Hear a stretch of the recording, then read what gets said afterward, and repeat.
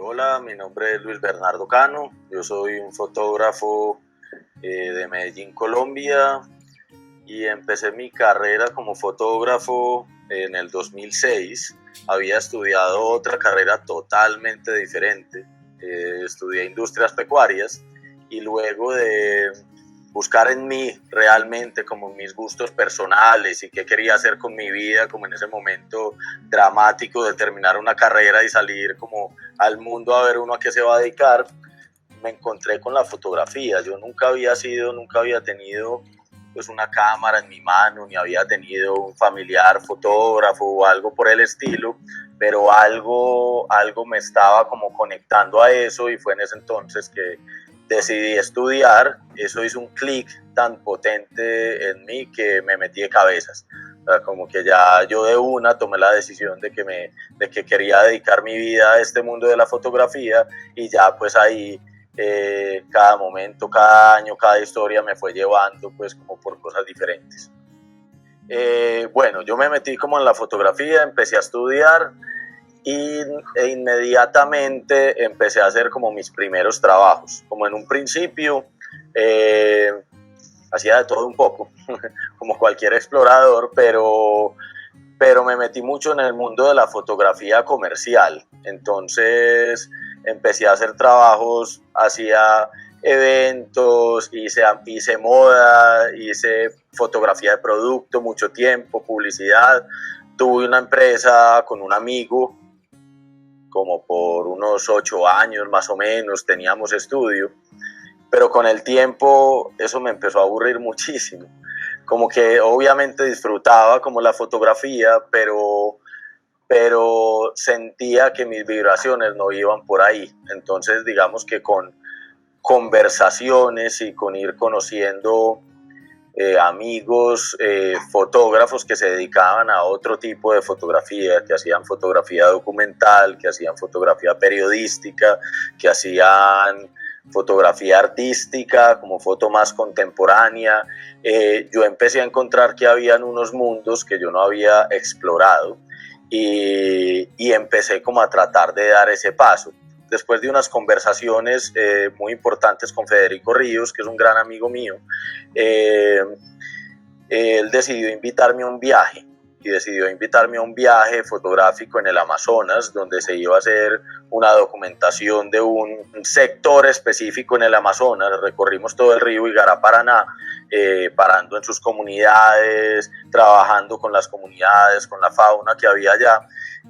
Fue como mi primer viaje de fotografía documental, que particularmente fue un fracaso, porque este proyecto iba a resultar en un libro, y al final cómo se planeó y lo que encontramos era totalmente diferente, y hubo ahí pues como unos problemas, pero fue un gran aprendizaje para todos los que estuvimos. Y bueno, al final en ese momento yo empiezo a dirigirme mucho más hacia la fotografía documental y periodística, y empiezo como ya en ese momento decidimos un poco más adelante cerrar la empresa, y cuando cierro la empresa, entonces me empieza a abrir este otro mundo. Entonces me empiezan a buscar periodistas.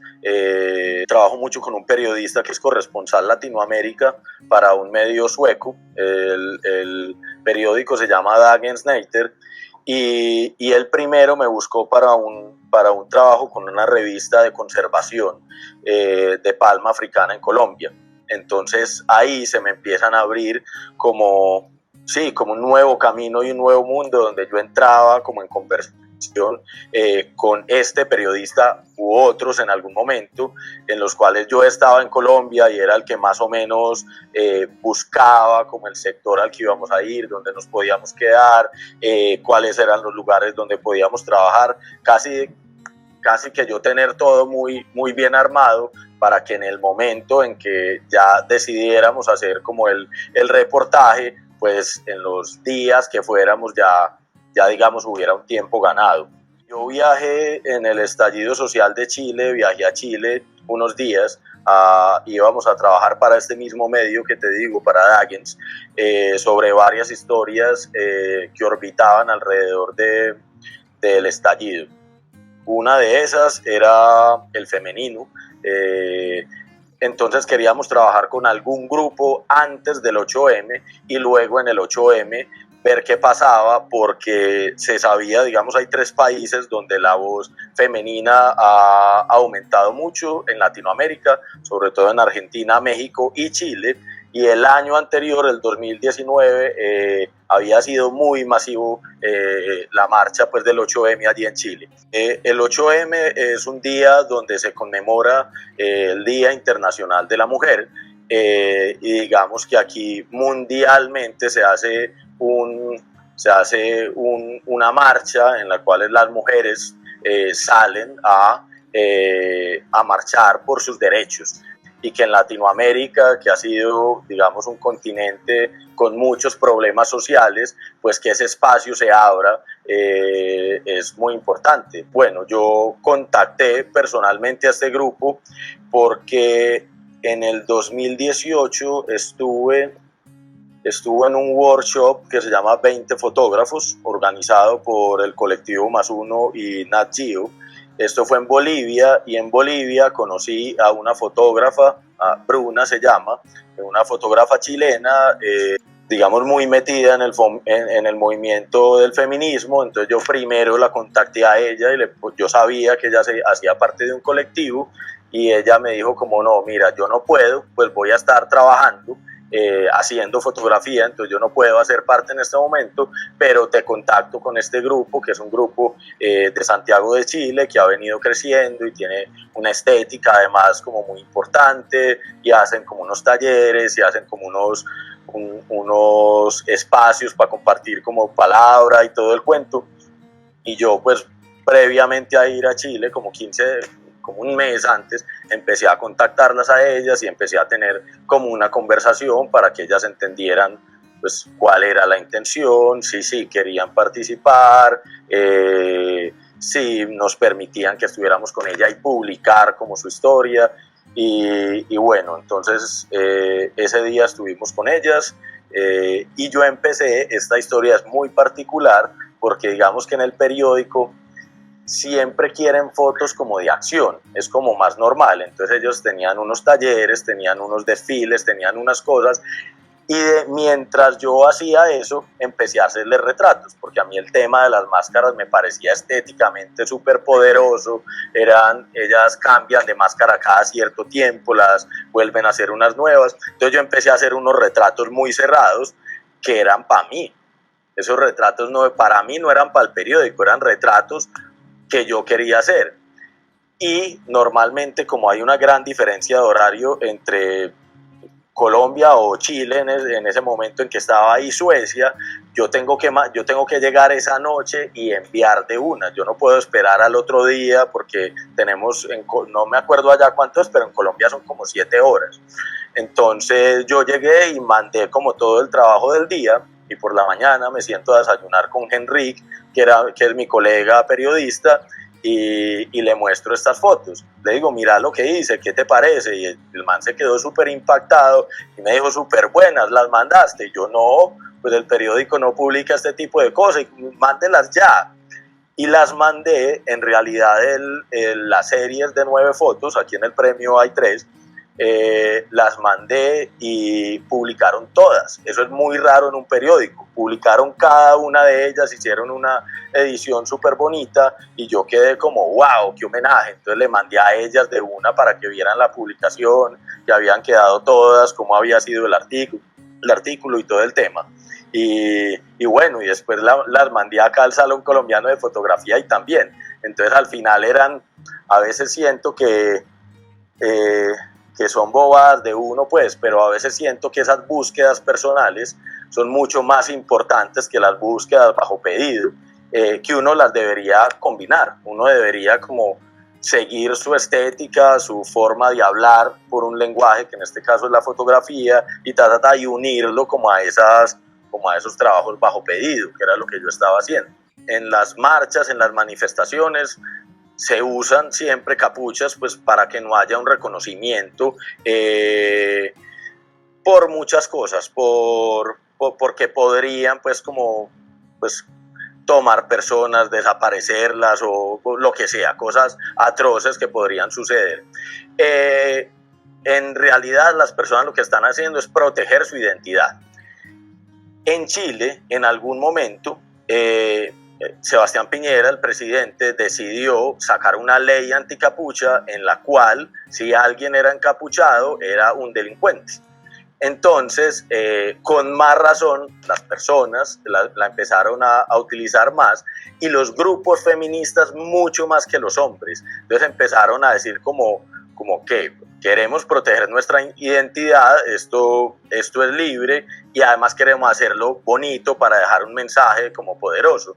Entonces uno siempre ve a las mujeres allá en Chile con unas capuchas hermosísimas. Yo ya lo conocí hace mucho tiempo, pues por ser de acá de Medellín. Incluso ya había participado hace mucho, realmente no participaba hace algunos años, pero ya había participado varias veces. Y este año, el 2020, pues como yo sabía que era año del salón, pues me puse, yo lo que reviso normalmente en algún salón, algún premio o algo, es como qué categorías hay, si lo que yo hago cabe de alguna manera dentro de esas categorías.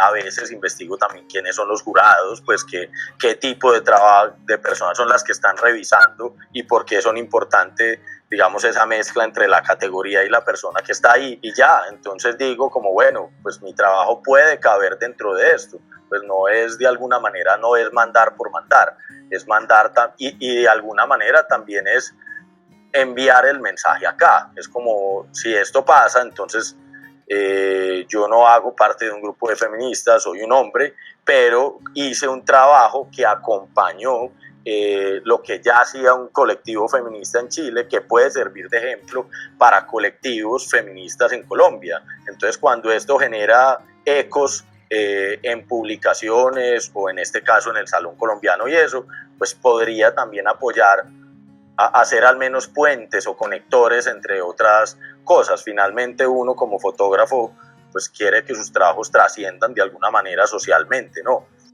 Más que el premio en sí, lo cual digamos valoro y me emociona porque es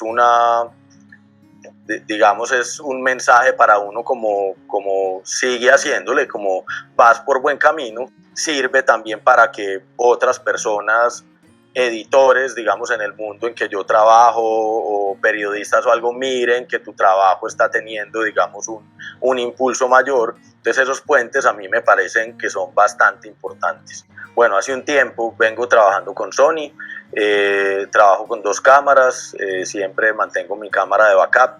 Entonces tengo una Sony A7 III y una Sony A7 II. Y especialmente pues como en este tipo de trabajos, cuando son periodísticos, siempre tengo las dos, una con un lente, otra con otro lente. De acuerdo a lo que esté haciendo, esos lentes cambian. Entonces, cuando estoy haciendo marchas, por ejemplo, que sé que las cosas se pueden poner feas, pues necesito lentes que sean más versátiles. A veces uno está con máscara antigas, entonces no ve mucho tampoco. Entonces ahí trabajo con lentes zoom, normalmente con un 24-70 y un 70-200. Y cuando ya hago trabajos que son un poquito más lentos, digamos, como que no tengo esos momentos de tener que correr o moverme rápido, no ver bien por la pantalla porque tengo la cámara, la máscara toda empañada, suelo trabajar con un 50 y un 35 milímetros, cada uno puesto en una de las cámaras, y así no tengo que estar pensando en tener que cambiar de lente. Pues yo di mucho tiempo clases en Yurupari, estuve como 5 años o más dando clases allá antes de Yurupari en el CESDE, y luego en algunos momentos he dado como clases muy particulares, digamos. Ahora yo trabajo mucho con temas de naturaleza y medio ambiente, y el año pasado estuve dando talleres con WWF, como con programas específicos que ellos tenían. Entonces sí, pues ya de hecho tengo experiencia en ello.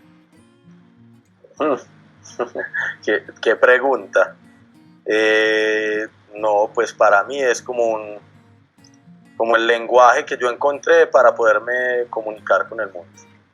O sea, lo más importante ante cualquier cosa que uno haga en la vida es tratar de disfrutarlo, ¿no? Pues tratar de conectarse con lo que se está haciendo. O sea, si uno decide coger una cámara, si uno decide coger una guitarra o cualquier instrumento, si uno decide escribir, es tratarse de conectar de una manera muy potente.